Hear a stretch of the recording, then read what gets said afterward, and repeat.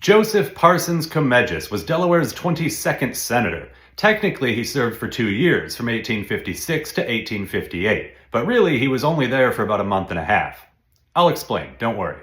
Comegys was born in Dover, Delaware, and he was the first Delaware senator born in the 1800s. His father, Cornelius Comegys, solid name, love the alliteration, was a state assemblyman who would go on to become governor. As for Joseph Comegys, he studied law under then-Senator John M. Clayton and opened up a practice in Dover in 1835. He also married Clayton's niece, Margaret Douglas, and in 1842 his sister Sarah Ann married former Senator Henry M. Ridgely. Perhaps inspired by his new senatorial relatives, Comegys entered politics. He served a couple terms in the State House of Representatives, and he was a delegate to the 1852 State Constitutional Convention. In 1856, John M. Clayton resigned from the Senate, and with the state legislature out of session, Governor Peter F. Causey appointed Comegys to finish the term. He joined the Senate on December 4th, 1856, and this is where things get a little weird. You see, Governor Causey was a know-nothing, by which I mean the political party. I'm not calling him stupid, although the know-nothings were a little questionable in some ways. So he appointed Comegys, who was a Whig,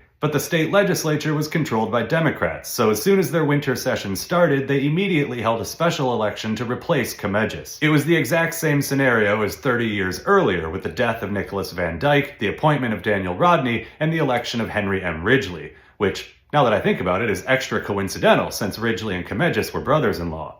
So anyway, the legislature specially elected Democrat Martin W. Bates. They sent the certification of his election to Washington, and Bates's credentials were introduced in the Senate on January 19, 1857, at which point Comegys went home. But Martin W. Bates didn't actually go to Washington and join the Senate until December 6, 1858. Comegys never resigned his seat, though. He just left. Bates's term doesn't start until he actually joined the Senate, since he had been specially elected. Just like how Comegys' term didn't actually start until he joined the Senate, since he had been appointed. The only time a senator's term can retroactively start earlier is when they're regularly elected as part of the standard 2-year cycle. So in the end, Joseph Comegys actually physically served as a senator from December 4th, 1856 to January 19th, 1857. But his official time in office goes from December 4th, 1856 all the way to December 6th, 1858. After leaving the Senate, Comegys retired to his law practice for almost 20 years, and then he was appointed Chief Justice of the Delaware Supreme Court in 1876. In 1893, his health began to fail, and he resigned on January 26th. Imagine that, a Supreme Court justice resigning instead of clinging to power long past the point of usefulness. Sorry. Comegys died 5 days later on February 1st, 1893.